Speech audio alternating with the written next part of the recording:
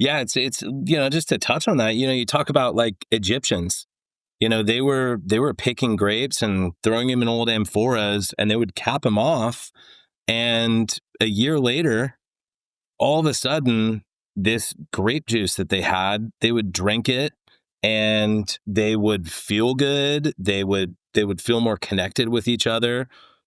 Sometimes it would become a little hedonistic, but at the same time, it was that first like human revelation that it was a substance that brought people together. It was something to be shared and to be enjoyed, to be celebrated, and I think we need a lot more of that in modern culture.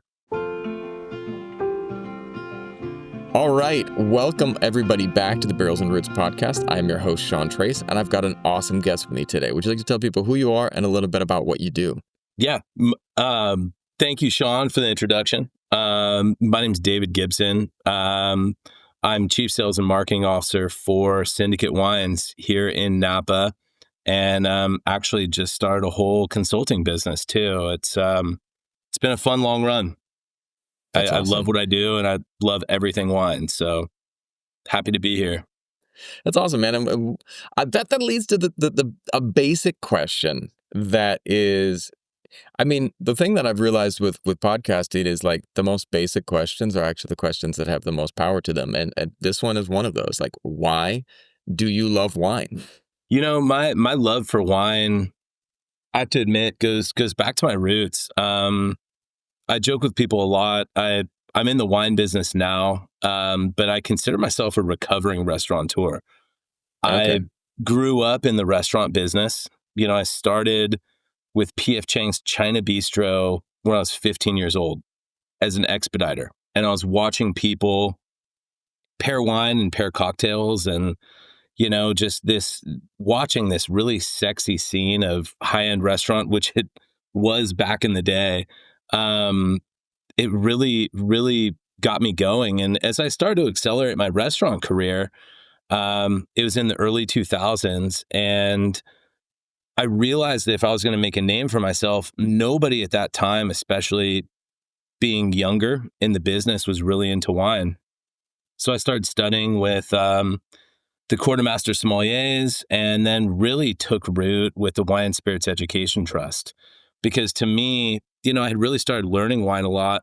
And instead of knowing wine more bottle to table, I wanted to know like the why and the what of what it was. And so I started studying wine. I developed a career out in Danville. Ended up getting like the Wine Spectator Award of Excellence, writing a restaurant list for like 7 years straight, had 2 James Beard nominations, but it was all fueled by passion. And when I was working there, I was tasting like 10 to 12,000 wines a year with an entire team. And that was the bug that bit me, is just seeing that there was so much more wine outside of just California, and so much more that was just these grapes that I had seen on a family table for, Thanksgiving and Christmas, that people actually consumed wine daily, and they were having fun just enjoying it with meals and playing with all kinds of stuff. And that like illustrious wine pairing and the why it is what it is, that's what really got me, sent me down the rabbit hole into the wormhole, and I couldn't stop learning. I had to taste everything I could and just pursued it. So that's a great starter question. And it's so powerful because I love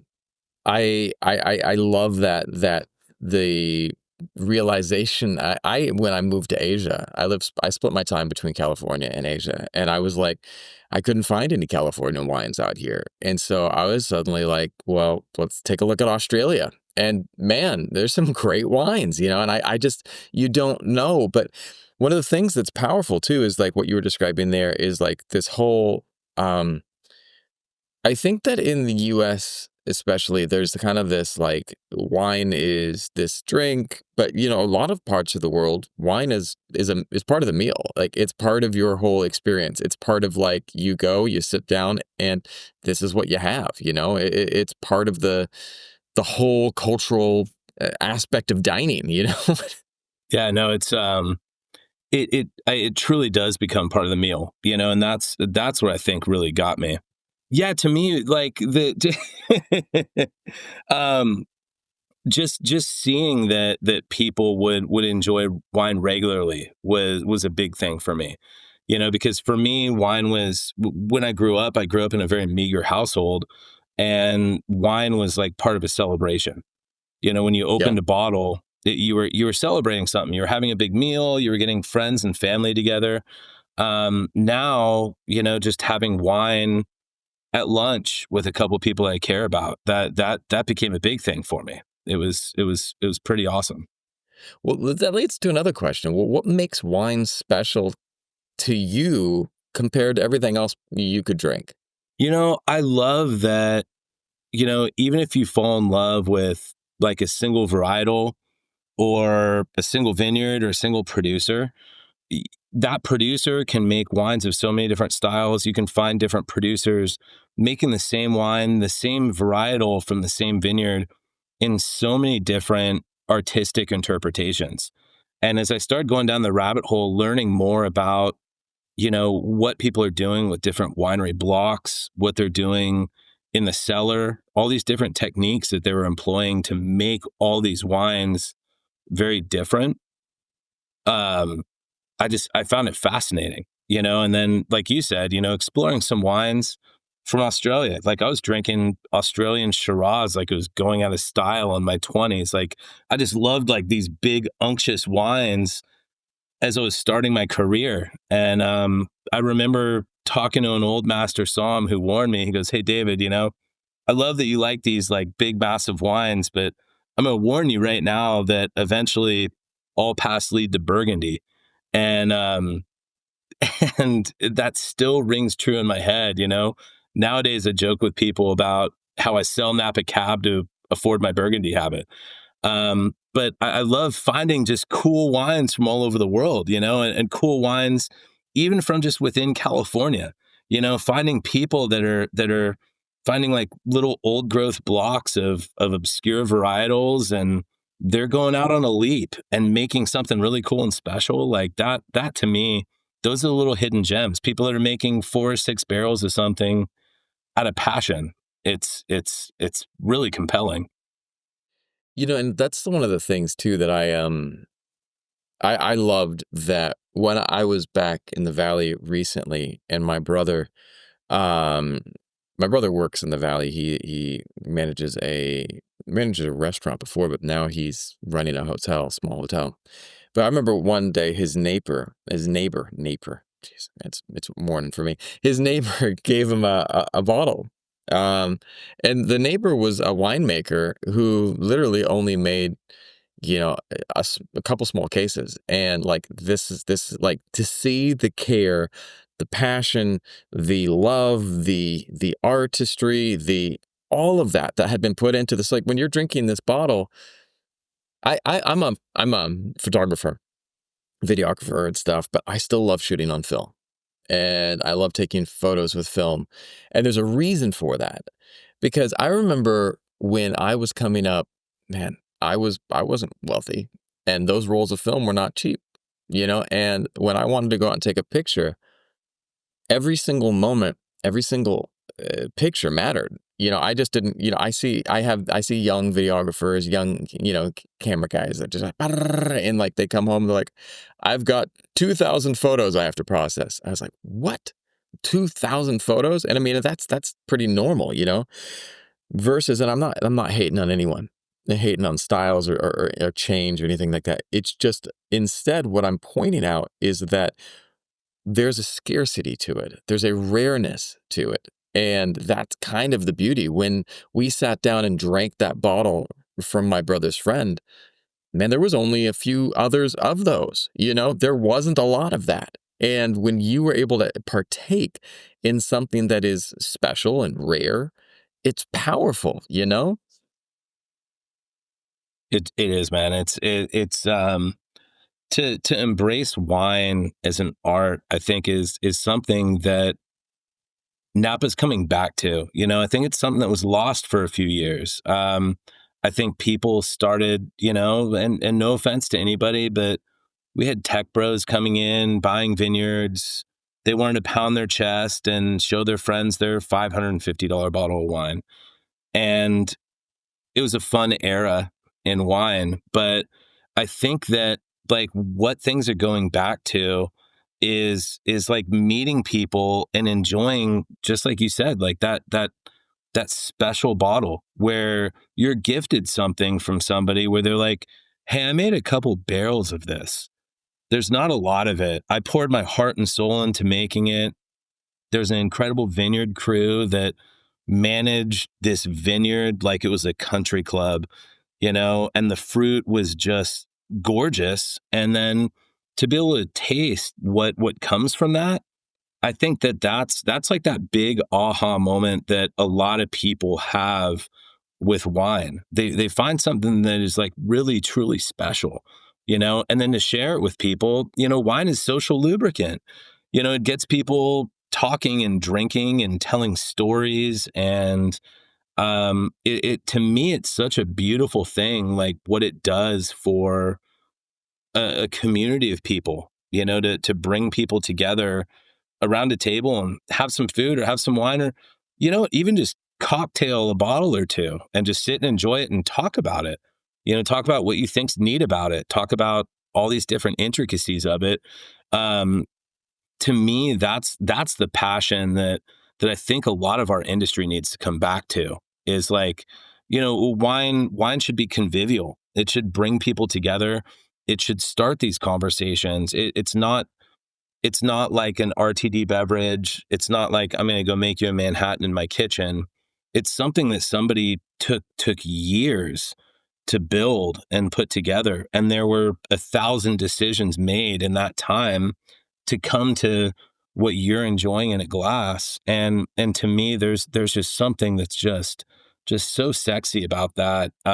It's such an ancient thing in humanity that I think has this like intrinsic sense of beauty. And my favorite thing to do is to bring a nice bottle and enjoy it with people, whether they love wine or not. Because people, when you see someone have that like aha moment, just like you were talking about with that special bottle, like there's nothing like that. Watching someone just really truly just absolutely enjoy it. It's something really special. So I had some friends that were like, wine just isn't my thing. And I was like, just wait, just hold on. And one of the things that we did is, I remember once for myself early on, when I was in high school, and I just saw the whole industry. And then later on, when I got older, I was able to like, I grew up around all the vineyards and everything. And then when I got older, I started to be able to partake. And I was just like, well, I still don't get it. I still don't get it. And then one day, someone opened up a bottle that I can't remember what it was. It was just a legit bottle, and it was just so good.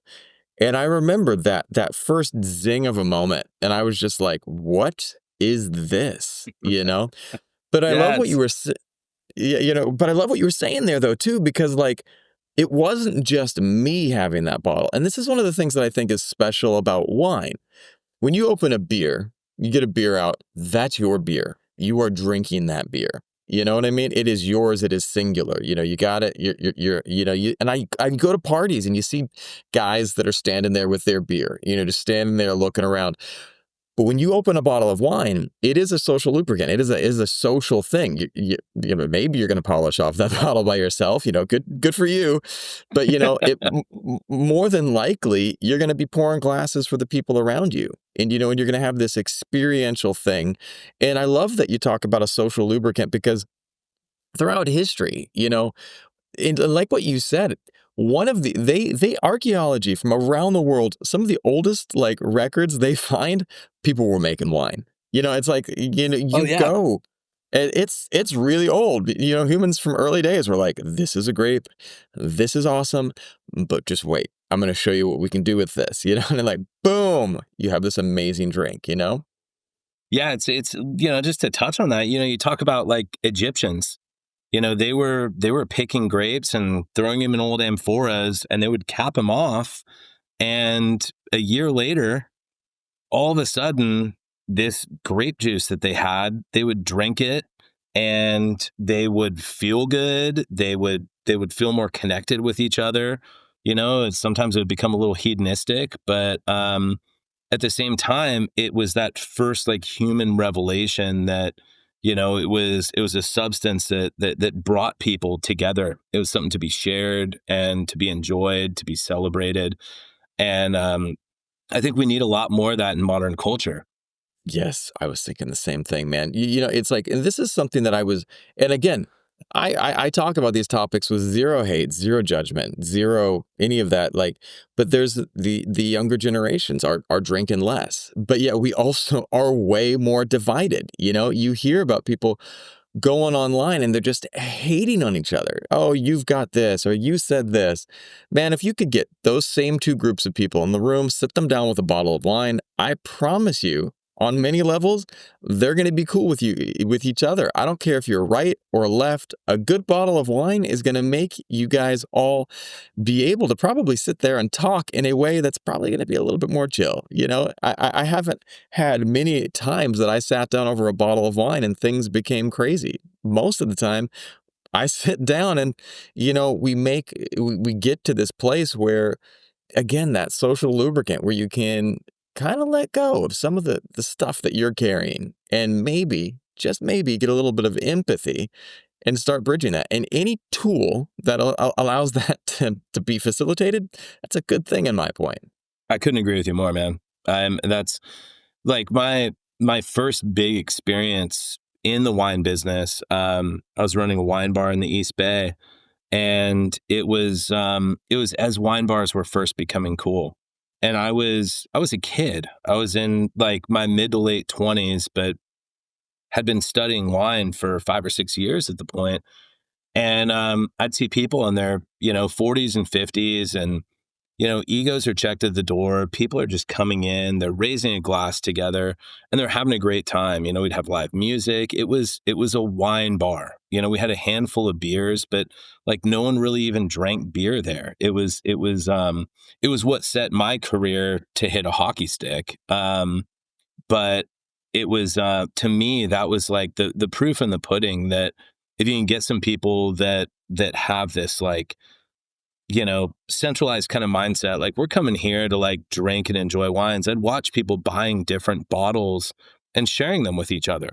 That classic Rombauer drinking cougar all of a sudden gets to taste a bottle of like Grand Cru Le Montrachet, and all of a sudden they're both Chardonnay, and they're like, what is this? This is awesome. It expands people's horizons, but it also, it really, really does bring people together. And not to keep, beating on that, but to me, that's the biggest beauty of wine consumption in America. And that's something that we really, I think, need to get back to is like sharing wine and celebrating wine together.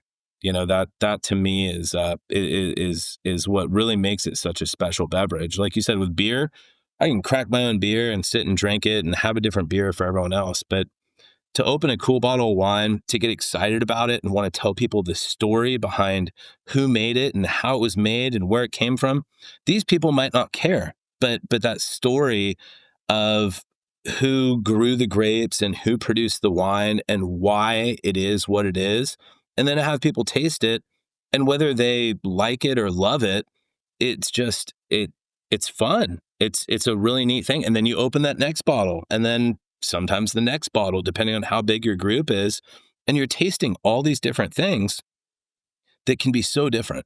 I love that. And I think that, again, getting back to, well, I titled this podcast "Barrels and Roots" because also the barrels being the wine barrels, that everything grows up in, but also the roots because it's kind of a getting back to ourselves, and that's the roots of our own humanity, And one of the things, getting back to the history of it too, I remember recently I was flying from Vietnam over Qatar, and we transited in Doha before we flew back to the States into Atlanta.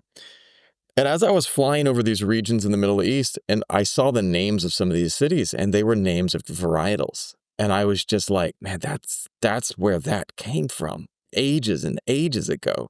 That's where that grape started its whole journey, and I was just blown away by that. Like, here are these little places strewn across the world, and why I'm bringing that up is because I think that we are so much, and again, not to make a social commentary, but everyone's rooted in the story of me. Me, me, me, me. But really, we should be rooted in the story of we, like our shared history, our shared journey, our shared experiences. And if we, whether you realize it or not, your ancestors a long time ago were coming back from a really tough day and they were pouring themselves a glass, and this, we might not have a lot of other things in common around the world, but I promise you, everyone's ancestors were sitting there going, I need to explore and enjoy this with my friends. And you think about that, I, the community, I see, all types of different cultures and experiences, but like the shared experience of a festivity, and a festivity that's capped by a beautiful bottle of wine is probably one of the best things in my experience, but other people just have that every day. But I want to shift into a slightly different question, because you had said something that was really interesting, and I think it's something that with wine, I would love for us to talk about, because I think one of the challenges with wine, though, too, is that people can get intimidated. Like somebody starting out in the journey of wine, and I now a lot of young people too, if they don't understand something, they kind of turn against it. And it's like, hey, wine is not something to be turned against just because you don't get it. Where can people start to learn more about this? And how can we help people not be as intimidated by wine and the journey to learn more about it? Son, that's an absolutely epic question. And I couldn't agree with you more. I think that, I live in Napa Valley. So for me, I've watched Napa become this luxury branded gatekeeper type of sensibility where people are afraid to come and taste because they feel like they have to have all this knowledge. And it's so unfortunate, personally, the angle I always like to take is I can't help myself but to be educational, because to me, having that education as to like what the wine is and why it is, helps you to have a much deeper appreciation. But I like to freely give that information. I'm not like quizzing people. I'm just talking to them to give them like a deeper understanding of, the 1,000 sets of hands that Yes. have touched this product before it goes into your glass, and how so many people have been on this wine's journey before you're pulling the cork on it. And I think to take more of the concept of like everyone gets a seat at the table, bring everyone in. It doesn't matter what your knowledge base is. I think to like welcome people, and not to sound like prophetic, but like to welcome people with more open arms and bring Yes. them to the table wherever they are in their journey is so important right now, especially as we see the wine business in this major contraction, like you were saying, where we're losing a lot of the baby boomers that were the big collectors. And how do you get this new generation to get excited about wine? And I think to have that approachability and to be someone where it's like, hey, ask me anything. Right. I'm not going to judge you. I want to help you learn, because I remember when I first started learning about wine, it was the quartermaster sommeliers was in a different kind of mindset. And it was the whole like, oh, well, if you don't know that, you need to go study more before you come back to us. And that to me was like, it was such a rampant turnoff. I'm like, well, why don't you teach me? Someone had to Yeah. teach you at one point, Right. and to share this knowledge that we have, it shouldn't be protected. Teach people about it, teach them why they might like one wine over another, and teach them how to talk about what they like. If you like a sweet wine, there's nothing wrong with that at all. Right. Drink what you like, and learn how to talk to a professional in a restaurant about what you're looking for so that you get what you're looking to drink, And so I think like with, tastings, just speaking to Napa alone, I think that if we can come back to this much more like very welcoming kind of presence. I think we had a very terrible thing happen during the pandemic where everyone went to like buy reservation, and it all of a sudden went from being semi-elitist to completely elitist. Completely. Was just it was just such a difficult mental shift, and everyone embraced it. And I think that's one of the biggest issues that we're seeing is people need to let go of that and come back to their roots. Everyone in Napa, we're in agriculture. We're farmers. 100%. And 100%. and if you're making wine, you're just controlling a fermentation to make sure that nothing weird and biological happens. There's so much beautiful human simplicity to it.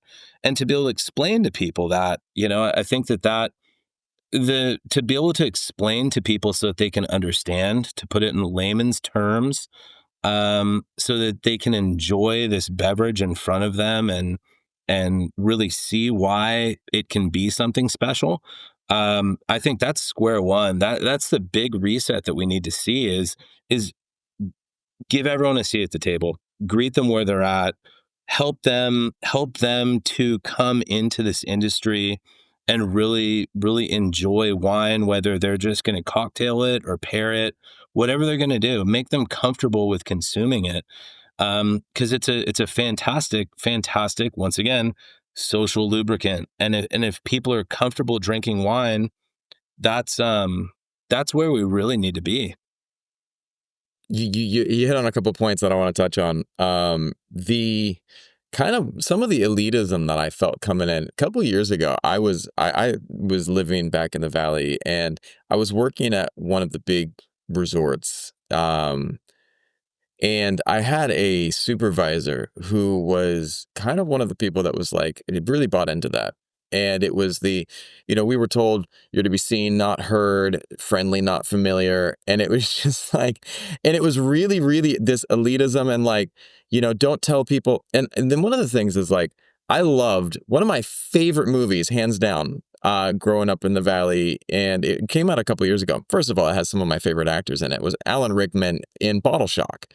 And love that movie, love Alan Rickman, but it was, dude, Napa was a small farming community. It was these people that were, what was so shocking about it was a bunch of these farmers who were beating the French. I'm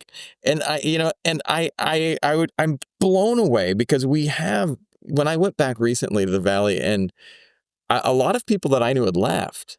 And it's not just that region. I think that there is this accessibility thing that needs to be there, because if you're only like, well, we only sell to the elite.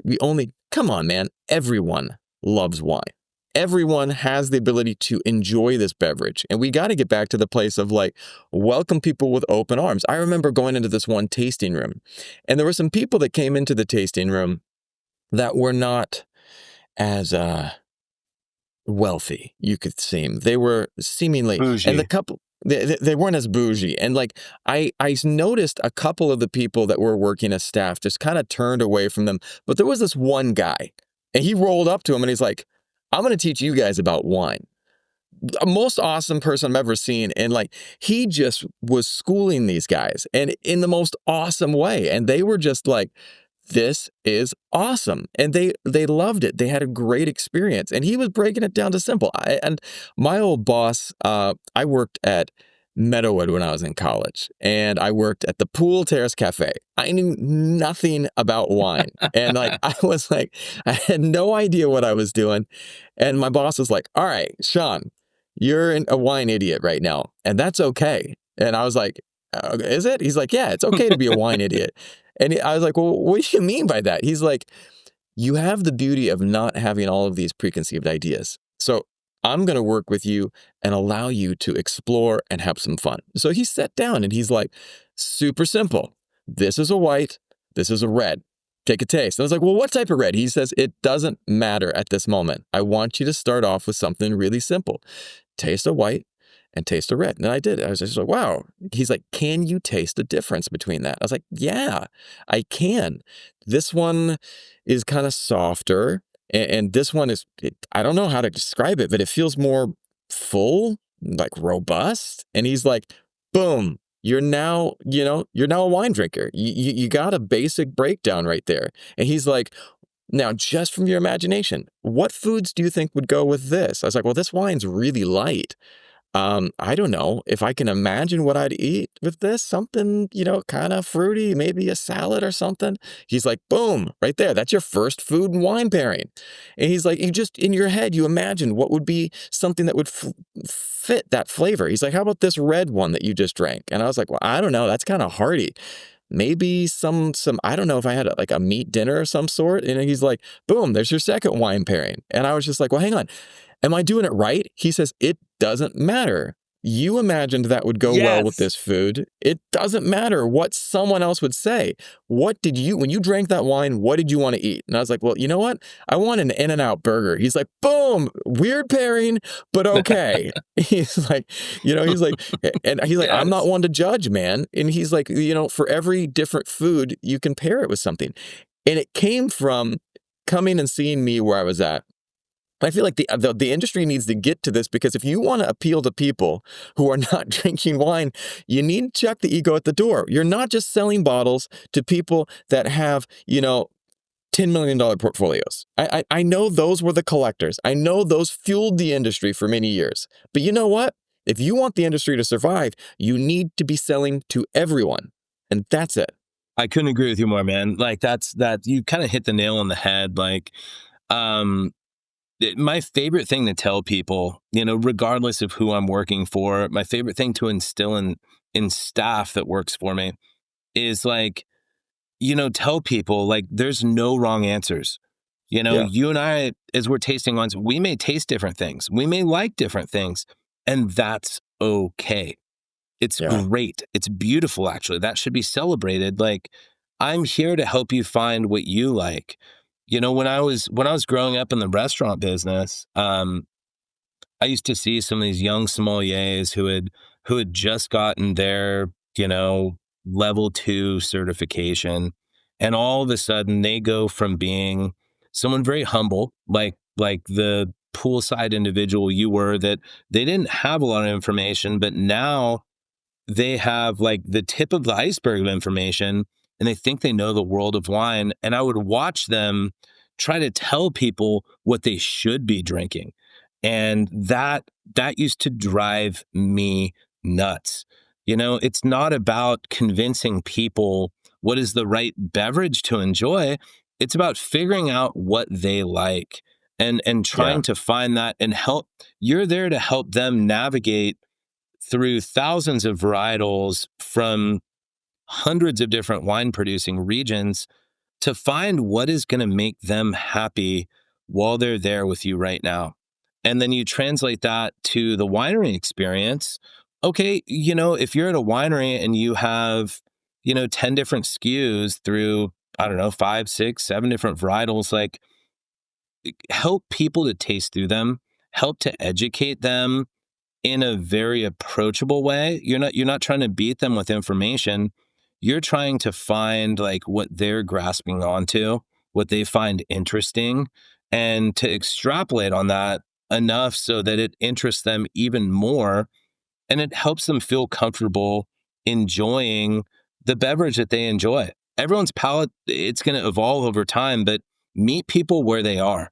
Meet people where they are in their experience, and try to help them find like what wine is that magic bottle that's that aha moment to them that makes them start thinking a lot more like, oh my God, I really do like wine.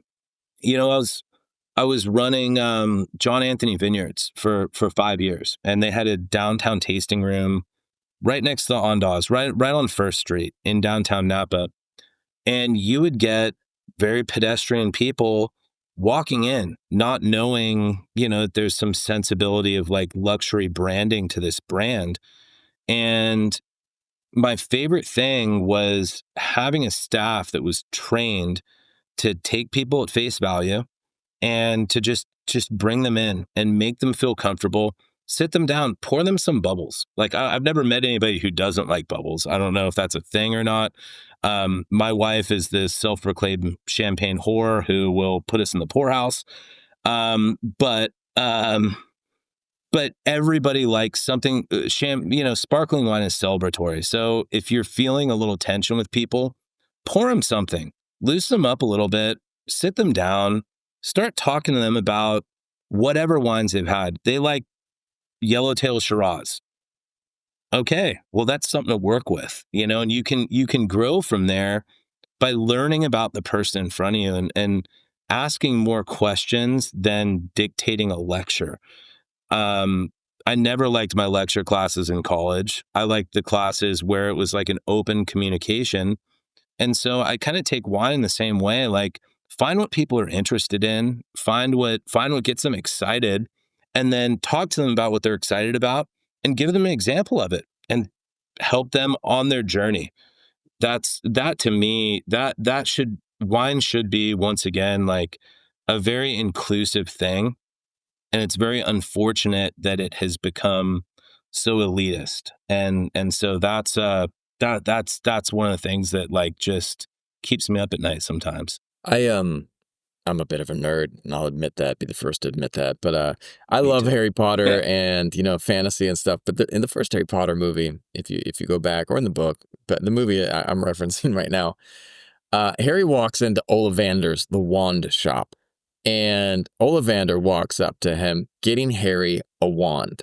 And I always have thought about Ollivanders every time I go to a wine tasting facility, because they walk out and like he's like, "Oh, you need a wand. Well, let's try this one. Oh, that's not it. That's not it. No, no, no. Well, let's put that away. How about this one? No, that's not it as well. Let's try this one. There you go." And it always struck me that, like, in the wand chooses the wizard, as something he says. And I just wonder if, like, there's a perfect wine out there for everyone.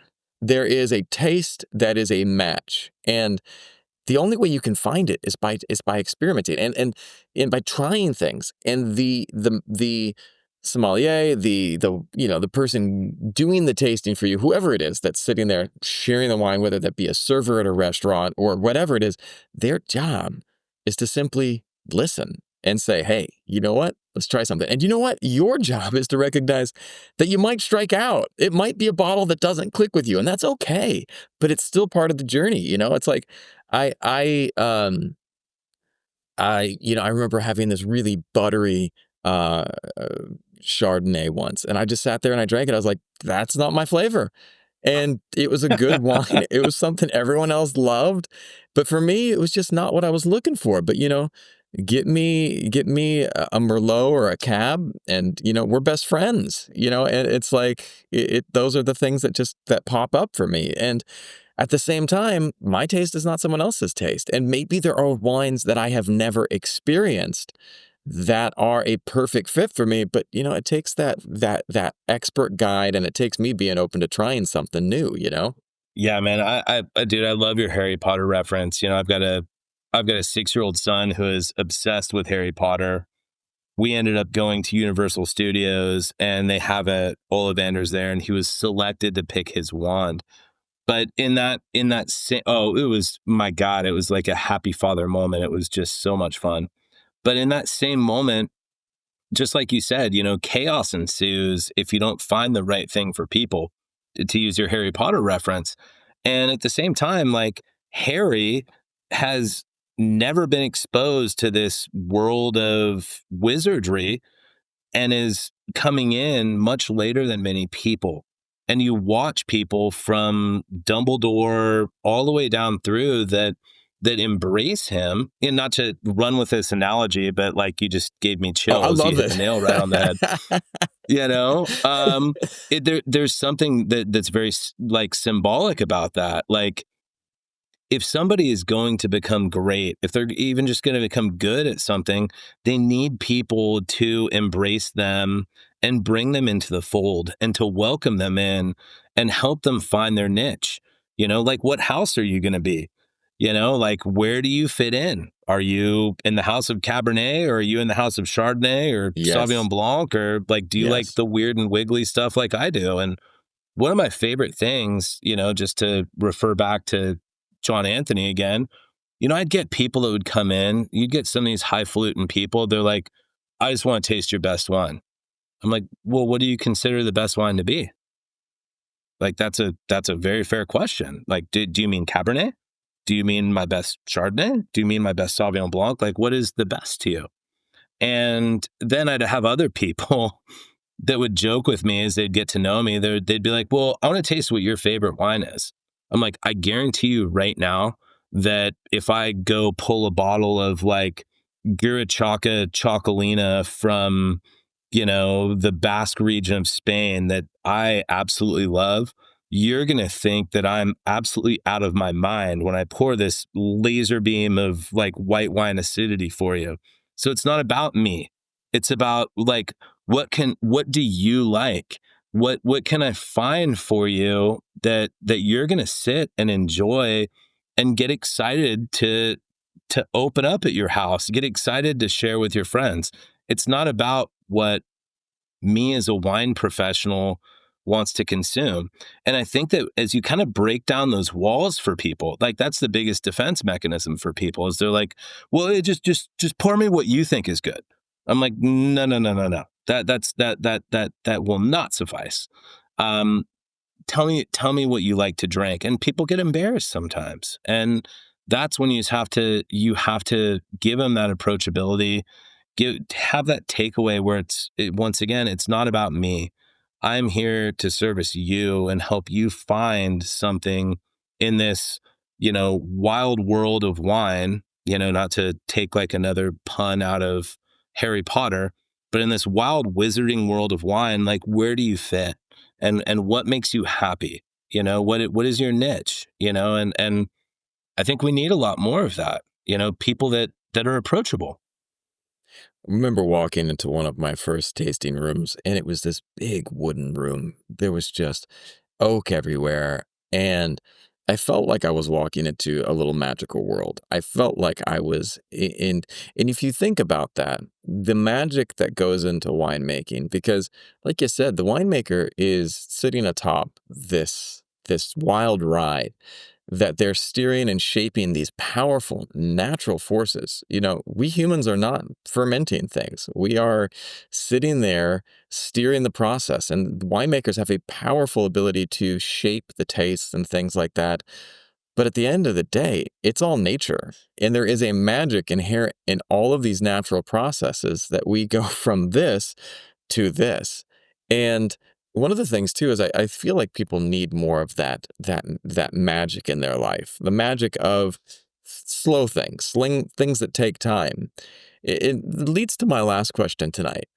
What's one thing wine has taught you about life, or just slowing down, or anything? Oh, 100%. That's what drew me to Napa Valley. I moved up here in 2014. It started off as more of what we'll call a happy wife, happy life venture. She had been a food and beverage director. We were making more money than we ever had time to spend, but we were both working 80 hours a week. We had no time to slow down. And we had both been studying wine together. We had both just done our WSET Advanced. And she wanted to move to Napa. We were 45 minutes away in the East Bay. And I thought she was crazy. And here we are in Napa.